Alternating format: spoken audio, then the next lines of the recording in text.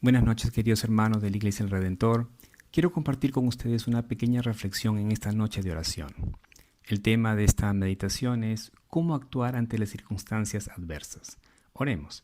Amado Padre, Dios Todopoderoso, te damos gracias, Señor, por este tiempo que tú nos das, Señor, para poder escuchar tu palabra.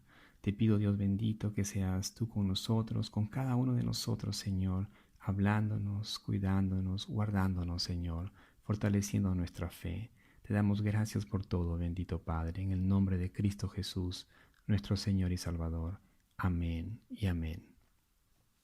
¿Cómo reaccionas cuando te encuentras en situaciones difíciles, en momentos de tensión?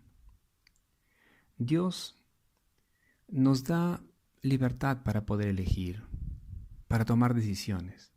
Y en la vida vamos a tener que tomar muchas decisiones. Y por más adversas que sean las circunstancias en que nos encontremos, las circunstancias no pueden determinar nuestro destino, ni pueden destruirnos cuando nuestra vida y confianza esté en el Señor.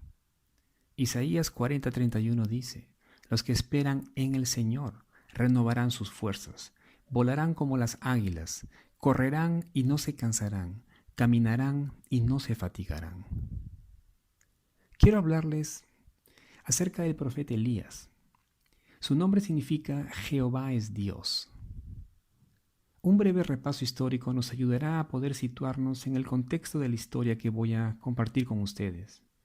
La muerte del rey Salomón precipitó la división del reino de Israel.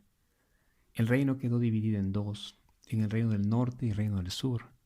El reino del sur estaba formado por solo dos tribus, Judá y Benjamín, mientras que el reino del norte se conformó por las 10 tribus restantes. Al reino del norte se le llamaba Israel. En el tiempo del profeta Elías, Israel, el reino del norte, estaba gobernado por Acab, un rey malo. La escritura en cuanto al rey Acab nos dice que hizo lo malo a los ojos del Señor más que todos los que fueron antes de él. Primera de Reyes 16, versículo 30. Acab se había casado con una mujer llamada Jezabel, una princesa pagana, fanática de la adoración de Baal, dios de los sidonios. Ella tenía una influencia muy grande sobre Acab, una influencia mala. Primera de Reyes 21:25 dice: Ciertamente no hubo ninguno como Acab, que se vendiera para hacer lo malo ante los ojos del Señor, porque Jezabel su mujer lo había incitado. Acab, influenciado por Jezabel su mujer, sirvió y adoró a Baal, y llevó a todo el pueblo hacia la idolatría, abandonando por completo al Señor, Dios de Israel.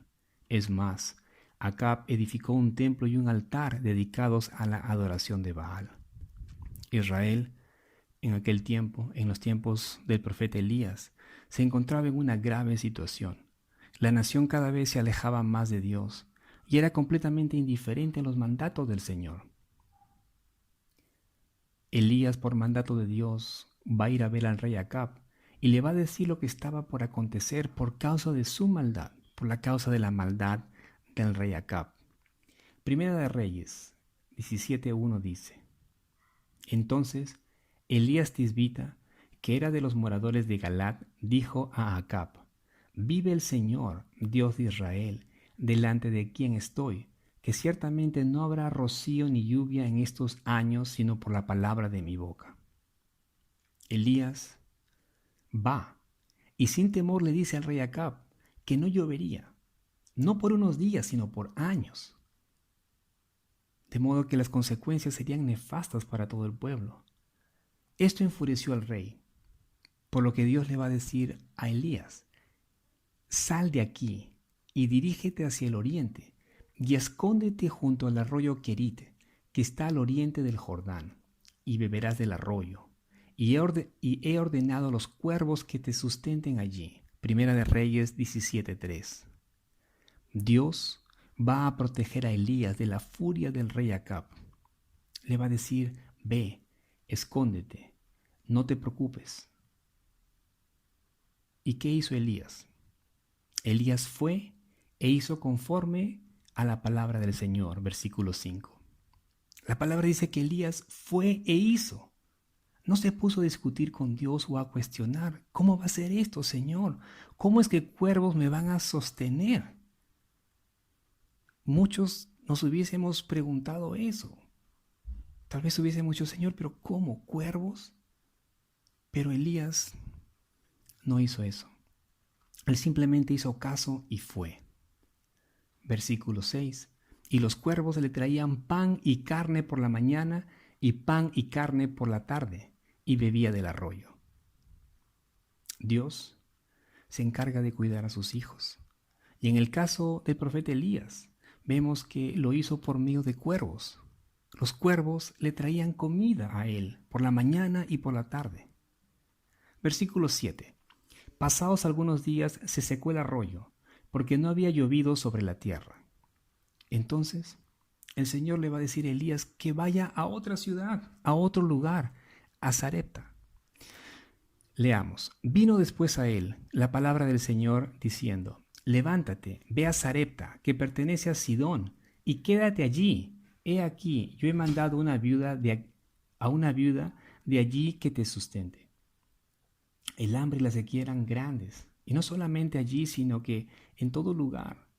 Pero el Señor le va a decir a Elías, ve a este lugar, ve a Sarepta, que era una ciudad que se encontraba entre Tiro y Sidón, que estaban en la región de Fenicia. Esta región era una región completamente idólatra. Pero Elías hace caso. Pero fíjense otra cosa, fíjense con quién lo manda para que lo sustente. Una viuda.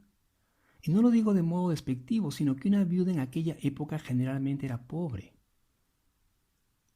Eran personas desatendidas por la sociedad.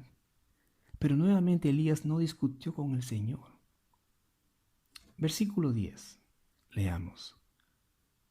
Él se levantó y fue a Sarepta. Cuando llegó a la entrada de la ciudad, he aquí, allí estaba una viuda recogiendo leña, y él la llamó y le dijo, te ruego que me traigas un poco de agua en un vaso para que yo beba. Versículos 11 y 12.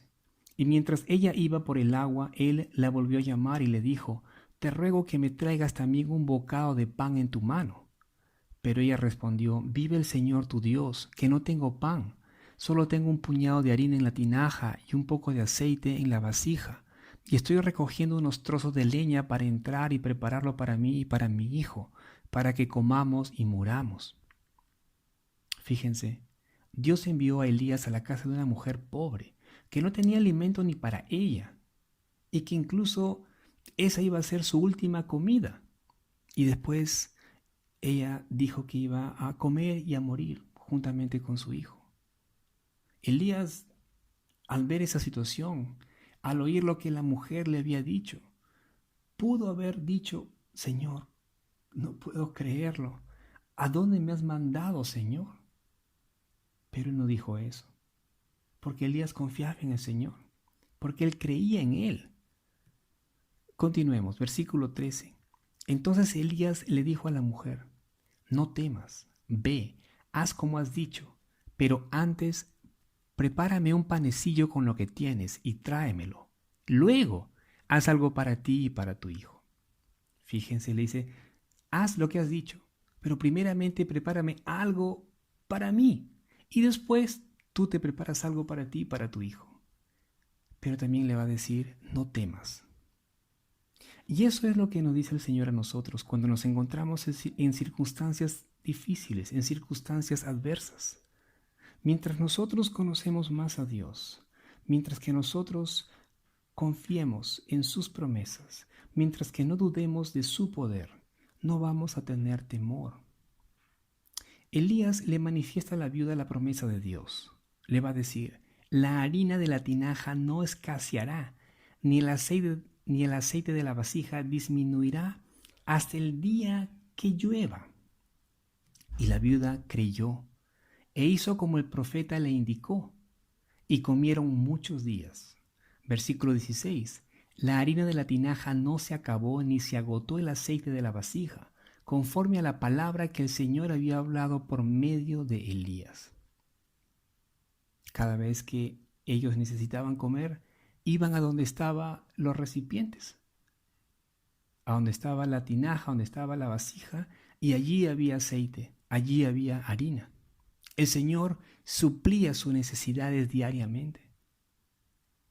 Dios no les dio un montón de una vez, sino que cada día recibían la provisión de alimentos que necesitaban.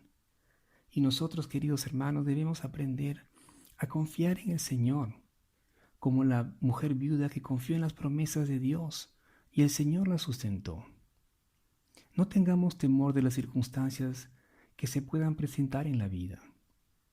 Siempre vamos a pasar por circunstancias adversas en esta vida, pero siempre el Señor va a estar allí por nosotros. Ahora mismo estamos pasando por circunstancias difíciles. Yo sé que muchos están preocupados, sé que muchos se preguntan ¿y qué va a pasar? ¿Qué va a pasar la próxima semana? ¿Qué va a pasar si el tiempo de cuarentena se extiende? ¿Qué vamos a hacer? ¿Cómo vamos a pagar nuestro alquiler? ¿Cómo vamos a comer? Yo solo te puedo decir, hermano, que confía en el Señor. Así como Dios sostuvo al profeta Elías, así como Dios le dijo a Elías, ve a esta cueva y yo enviaré cuervos para que te sustenten. Y cuando se agotó las cosas le dijo, ve a este otro lugar, ve a esta viuda y ella te sustentará. Pero Dios fue quien proveyó las cosas. Y de la misma manera el Señor nos proveerá. El Salmo 23:4 dice, aunque pase por el valle de sombra de muerte, no temeré mal alguno, porque tú estás conmigo, tu vara y tu cayado me infunden aliento. Y así es, hermanos. Aunque nosotros pasemos por valle de sombra de muerte, es decir, por una situación extrema, por una situación súper difícil, por una circunstancia adversa, no debemos de temer mal alguno, porque el Señor está contigo, porque el Señor está con nosotros. Confiemos en el Señor y aferrémonos a sus promesas, y verás que el Señor nunca te dejará, nunca te abandonará. Oremos. Amado Padre, Dios Todopoderoso, te damos gracias, Señor, por esta noche. Gracias, Señor, por tu palabra, Señor, porque tu palabra, Señor, nos fortalece, nos reconforta y nos da esperanza, Señor. Tu palabra es verdad, Señor, y así como tú sustentaste al profeta Elías, Señor, sabemos que tú lo harás con cada uno de nosotros, bendito Padre. Señor, quita todo temor de nuestros corazones, amado Padre, y ayúdanos a poder crecer en fe hacia ti. Te damos gracias por todas las cosas, bendito Señor. En el nombre de Cristo Jesús, nuestro Señor y Salvador, oramos. Amén y amén.